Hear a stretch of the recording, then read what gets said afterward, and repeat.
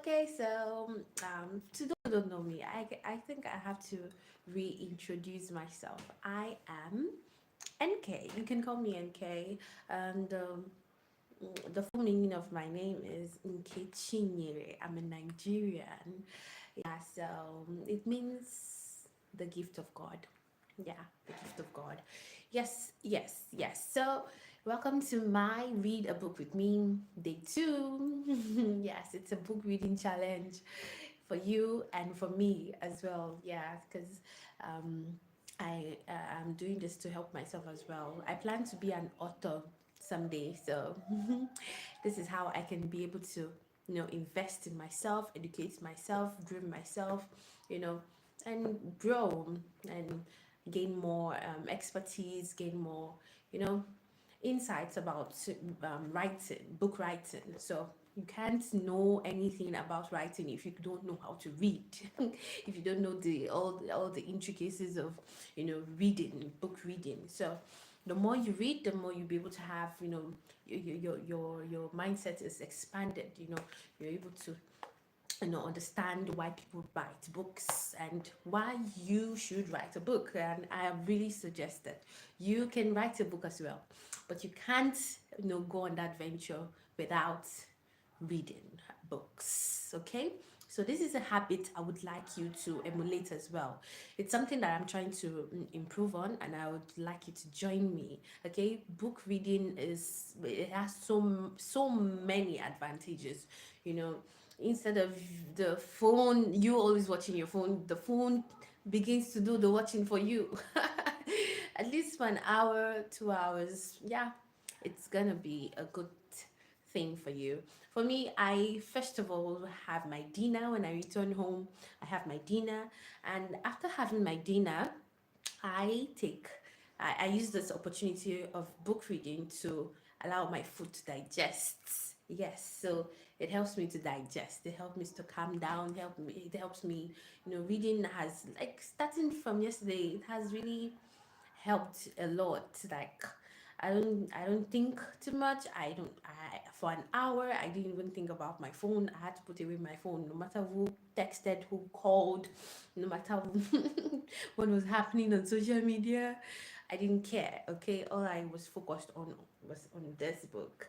And the book we're on is How to Win Friends and Influence People by Dale Carnegie. Okay, guys, so you can join me. Like I said yesterday, this is day two. We started yesterday, so you can join me reading this book. It's an interesting book. Very enlightening. Yesterday, I'm just going to do a recap of what happened yesterday.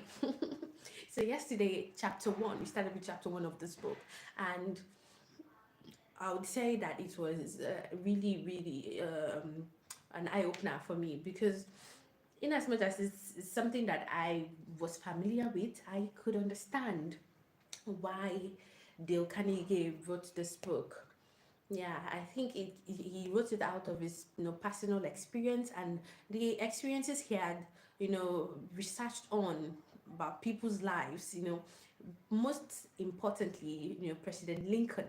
He gives insights, he gives examples of President Lincoln, his presidency, his old tenure, all the way he was able to handle people. So it's good. It's good. I'm not going to give you everything. You have to purchase this book and read with me. Yes, so we are in chapter two. So let me just give you a recap of what happened in chapter one. Chapter one, the title of chapter one was, If You Want to Gather Honey, Don't Kick Over the Beehive. If you want to gather honey, don't kick over the beehive. So it simply means, for me, the way I understood it was, if you want the best out of something, okay, you want to see the potential out of something or someone, do not push it over, do not poke at it, do not push it to the wall. Okay, so the principle that Dale Carnegie was trying to teach us in chapter one was that don't criticize, don't condemn, don't complain. Because as humans, we are not all humans are logical in nature. Okay, not all, yeah, not all humans are logical in nature. For me, I am not logical in nature, I am emotional in nature. So if someone who, out of nowhere, I did something wrong, and the person out of nowhere, just came and start criticizing, and condemning me and making all sort of complaints, you know for anyone who is at the receiving end of that, it ruins your ego. It's how would I put it?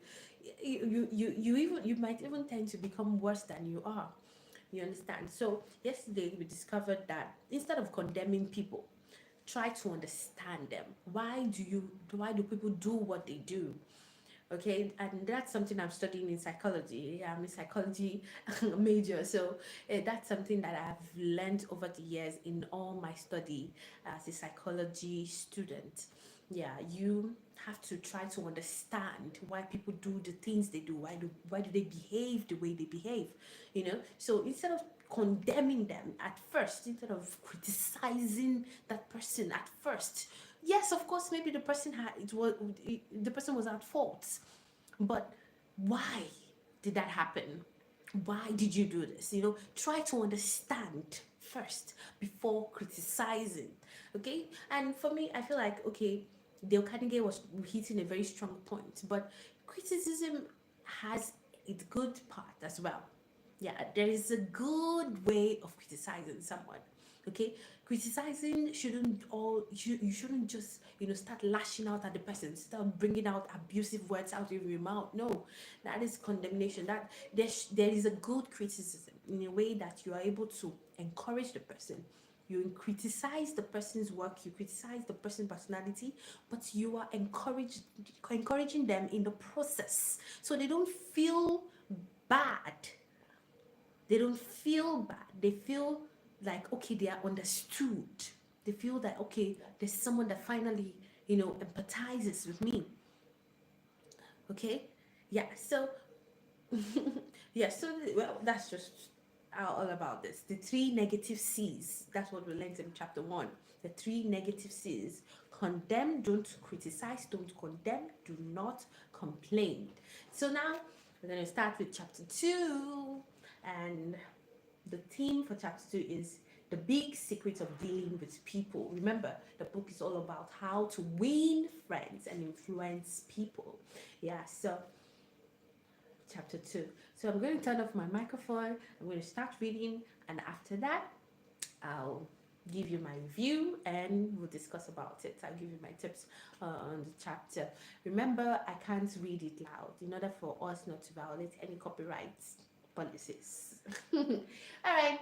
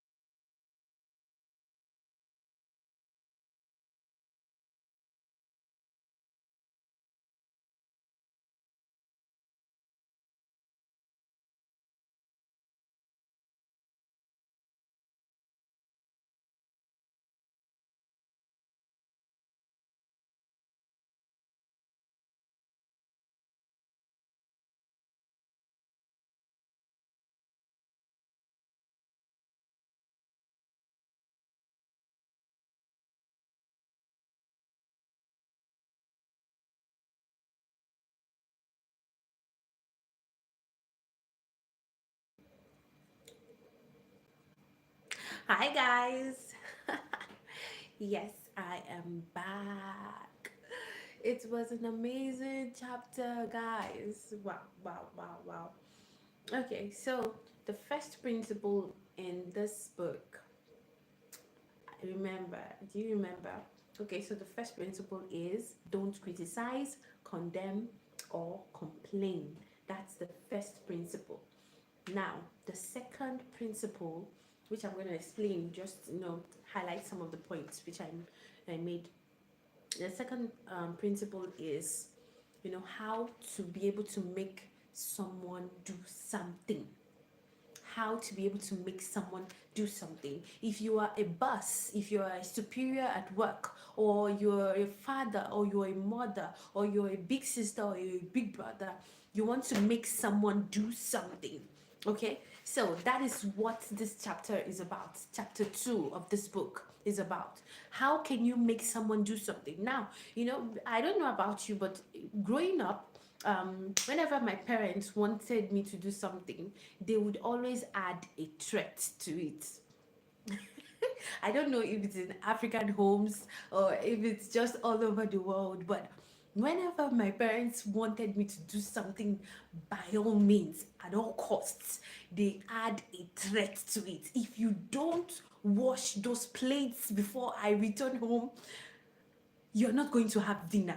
You know, there is always a threat, there's always a punishment to doing something in order for you to make. And that's something that I feel like we've passed on from generation to generation to generation. So anytime you want to make someone do something, even at work, you find that it happens in toxic workplaces. So whenever the boss wants you to do something, or maybe the boss wants you to work overtime, tell you, you better work overtime. If you don't work overtime, I'm going to reduce your salary. Or if you don't work overtime, I'm going to. So why?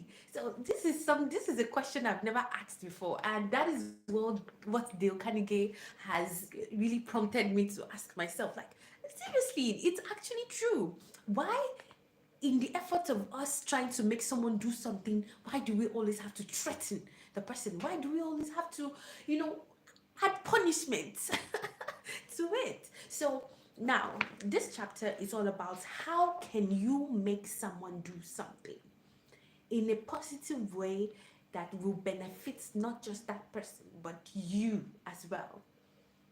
Do you understand? So that's what this chapter is all about. The big secret of dealing with people. That is chapter 2. Now, the whole principle of chapter 2 is about giving honest and sincere appreciation. Appreciation is the theme of this chapter. So if you're someone out there, who tends to always, look for faults, I'm not blaming you. I'm not saying it, it might be indirectly, it might be inadvertent, it might be, it's something that you haven't learned to do. We are all learning to deal with each other. Okay, we're all learning to understand people. We're all learning to, deal with people. So if it's something you want to change, which you can change, you can begin to appreciate more than condemning or criticizing or looking for faults. Now, one of the lessons from this chapter is that people, humans, as in general, every human, including I myself who is talking, we all have an innate desire to be appreciated. We all have an innate desire to feel important. We want to be important to the people around us. We have that desire to be important. We want to be important. You have that desire. I'm sure you have that desire. I have that desire as well. So it's like you become malnourished if that desire is not met. So take for instance, you've been working in a place for 1 year, 2 years, and you've been working, you've put all your effort, your mind, you've sacrificed everything, and no one appreciates you. No one at the end of the day tells you, "Oh, I see what you did there. Good job." You've been doing that for months. and there's no appreciation. Just try to imagine. I'm sure you've been in that sort of situation in one way or another. Maybe not in that situation, but similar situations like that. And over again, you keep doing it, you keep doing it. You begin to feel drained after you spend a long time doing that. You begin to feel drained. You begin to feel like no, you know something. You feel like you're becoming empty inside. I felt that in many ways, where I felt like nobody, appreciates me. Nobody, like, they don't feel like, okay, I have got value, I've got potential, or that I'm putting a lot of work into it, So, you begin to, it's mentally draining and exhausting, actually. And it causes a low self-esteem as well.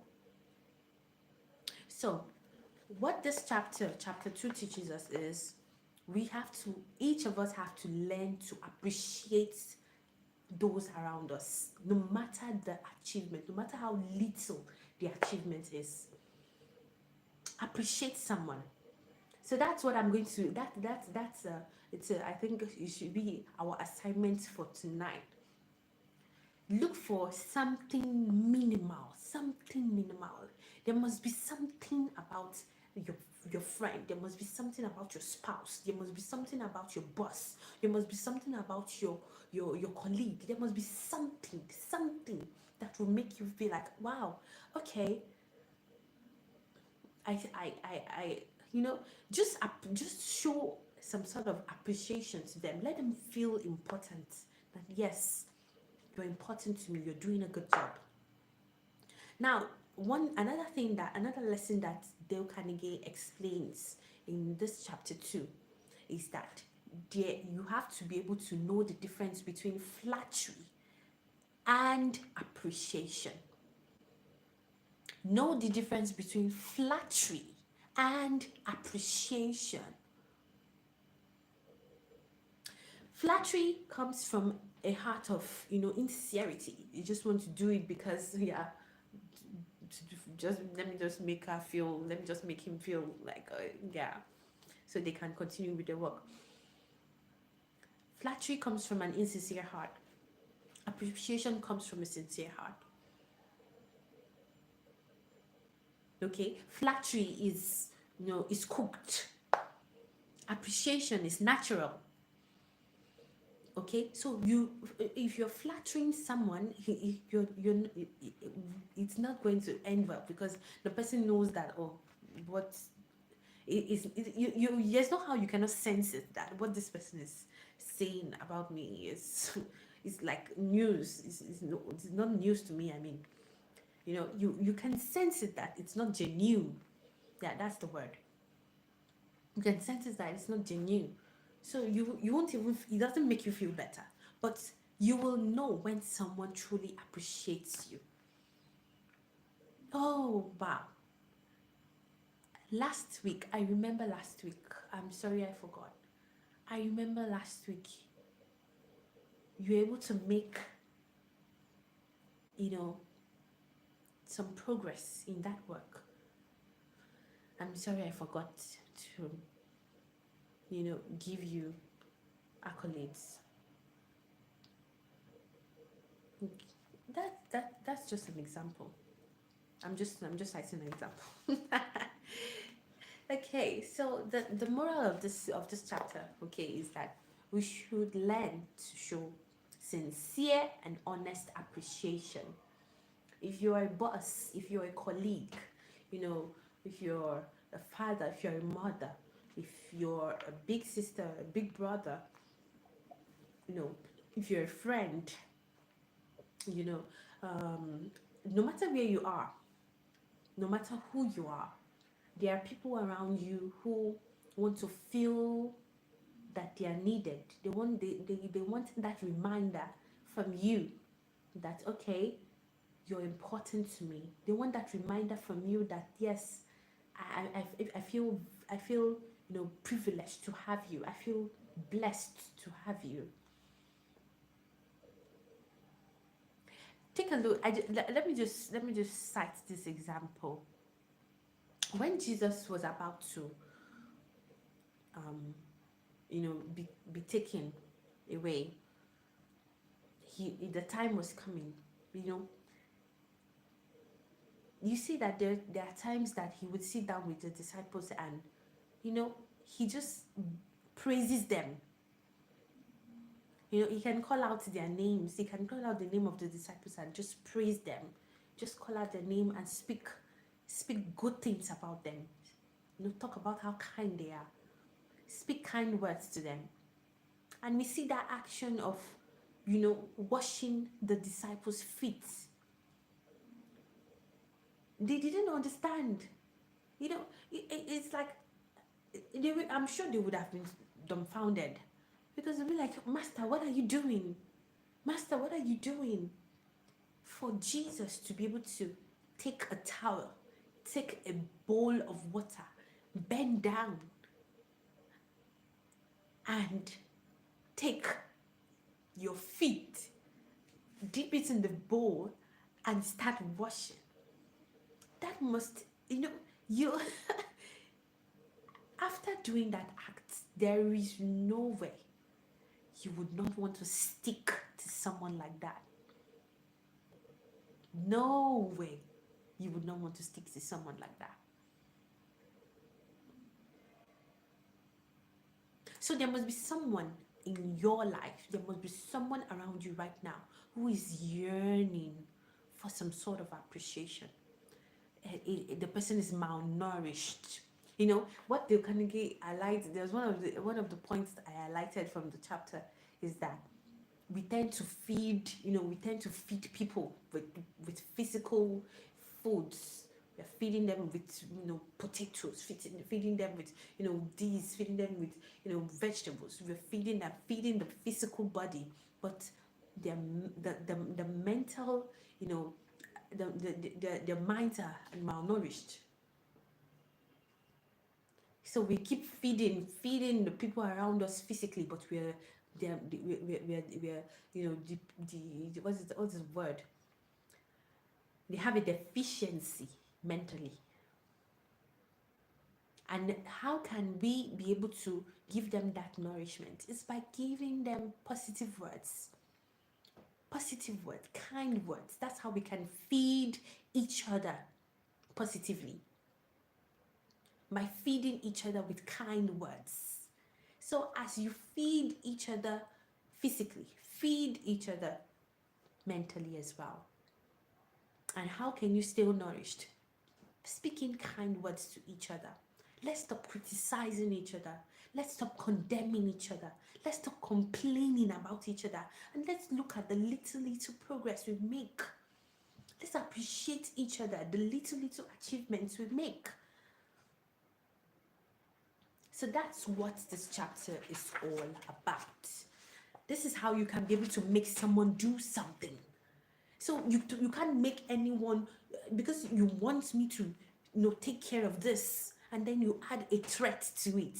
You add a punishment. You're making that person to be afraid to do that thing.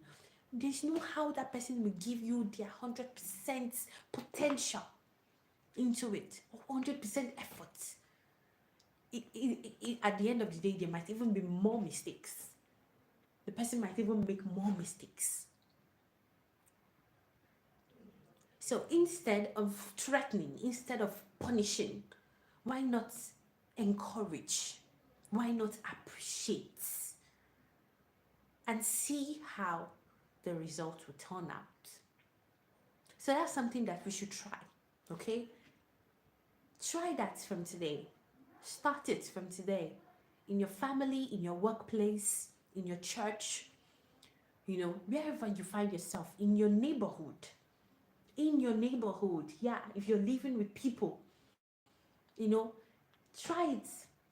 That person you're having issues with, for instance, that neighbor you're having issues with, the person you're always having issues with, why not look for something different, something positive that the person actually does? Go walk up to the person and be like, wow, ever since you came here, I've never actually complimented you about this. I I'm really I'm really impressed about, you know, how you're able to do this, do that, do this, do that. And then you can be able to bring out what's the problem you have with the person, and see if there can be, you know, a good outcome out of it. So instead of just coming out and just lashing out and just, you know, pouring out your heart, you know, fuming in anger and doing it and doing, that doesn't lead anywhere. It only leads to futility at the end of the day. So, kind words first, appreciation first. That's how you can make people do what you want. I agree. I agree. Totally, I agree. I agree. Yeah, I agree. So, thank you for doing this with me. Yay! So it's day 2. I just hope and pray that we continue to do this every day, because this is a habit we need, each of us need to emulate. So, like I said, you can join me, okay? You don't need to only read this book. You can pick a book which you've been, you know, yearning to read for some time, and use this hour, this 1 hour, to be able to read it, okay? It's good for you, really good for you mentally, okay? All right. I'll see you tomorrow. Take care. You can buy this book, buy it, and let's read together, please. Okay, so tomorrow we're going to be talking about, no, that's chapter 3. Yeah, we're going to be talking about chapter 3. So I'll see you tomorrow. Bye.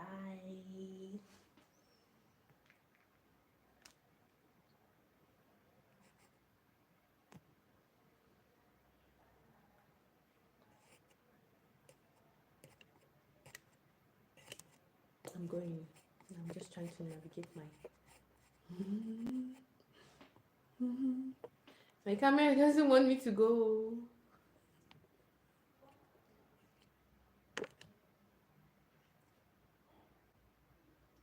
Mm-mm.